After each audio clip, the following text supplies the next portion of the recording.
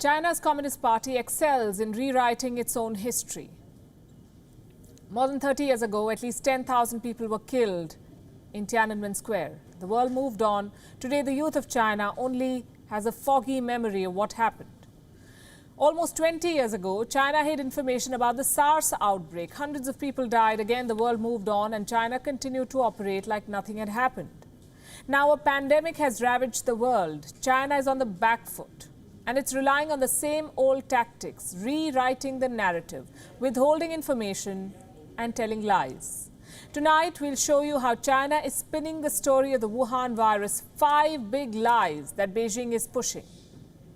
Lie number 1, Wuhan is back with a bang, everything is normal. Number 2, false stories on the origins of the virus, where did it come from? Number 3, the facade of economic recovery, all is well in China now apparently. Number 4, claims of COVID vaccines, China claims it has 2 already. And number 5, stonewalling a global investigation. Tonight on Gravitas, we'll fact-check all these claims from Beijing and we'll start from where it began, Wuhan. This is how China wants you to see Wuhan, a city with pool parties, reopened schools, streets abuzz, and reports like these. Dozens of executives from multinationals recently traveled to Wuhan.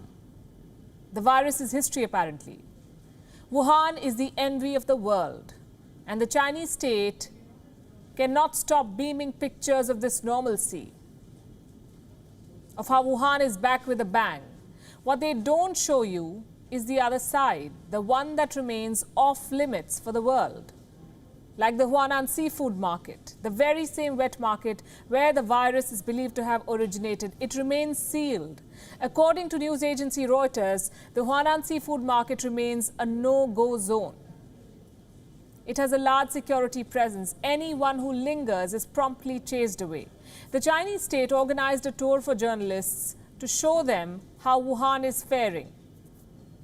And the pitch they made was quite dramatic. No other place is as safe as Wuhan. But these journalists were not allowed inside the Huanan seafood market. So much for normalcy. Why organize a tour at all? Because China is desperate to project normalcy. Showcasing Wuhan is a part of a Chinese PR blitz. The second lie, the origin of the virus. Chinese state mouthpieces have been blaming everyone and their grandmother for the Wuhan virus. Sample these reports. The People's Daily republished this from the Global Times. It claims the Wuhan virus could have originated in the United States. It quotes some Japanese TV report as the source of the information. Some Japanese TV report. It was first published in February. It remains on the website. In the months since, voices of Chinese experts, quote unquote, have been used to create doubts and confusion.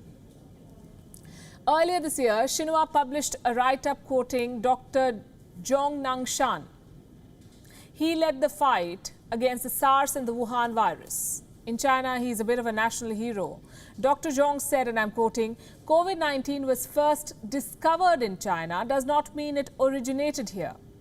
Other Chinese researchers joined the chorus. A group of scientific researchers went ahead and claimed that the Wuhan virus was, again I'm quoting, imported from elsewhere. And before the world could challenge any of this, they published a book on the outbreak.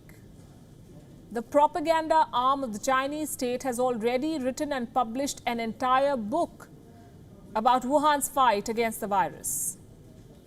Talk about controlling the narrative. Lie number 3, all is well in China. The story of China's economic recovery is being fed consistently to the global press week after week. According to a report, Chinese exports are back on track. China's nemesis, the United States, remains the biggest buyer of Chinese goods, followed by the European Union and Southeast Asia. According to the Chinese state media, China has outperformed most G20 countries. But behind this facade lie the cracks.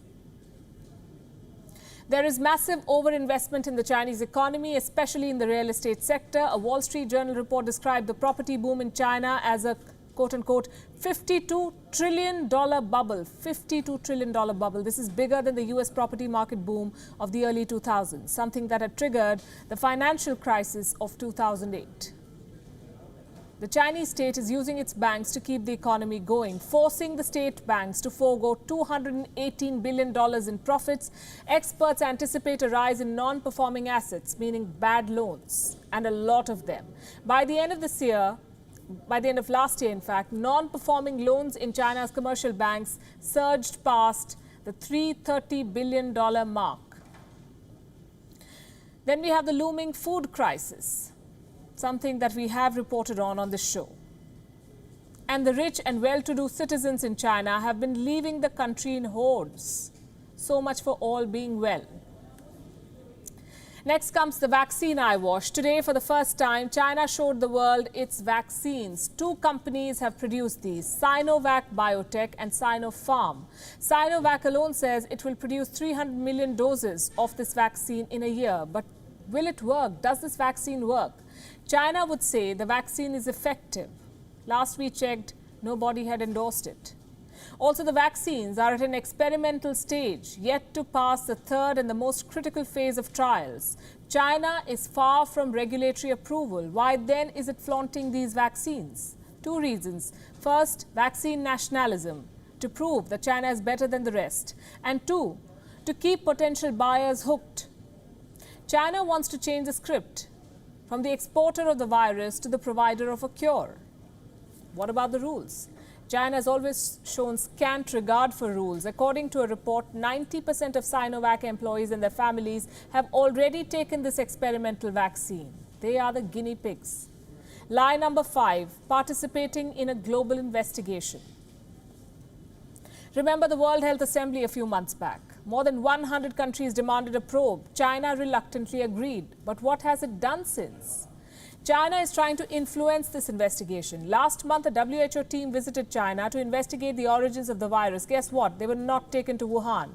How do they explain it? The World Health Body says it will send another delegation, a full international mission to travel to Wuhan. Hopefully they do it before the next pandemic. The world is not buying any of this spiel. According to a report in July, Beijing is creating hurdles for the investigation. The WHO team that traveled to China faced, quote-unquote, logistical headaches. The advanced team was placed under a 14-day quarantine. This forced them, and I'm quoting again, to do some of the detective work from a distance. If this weren't so serious, it would be funny.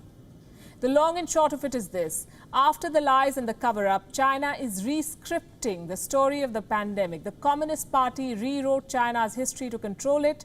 Now it is rewriting China's present.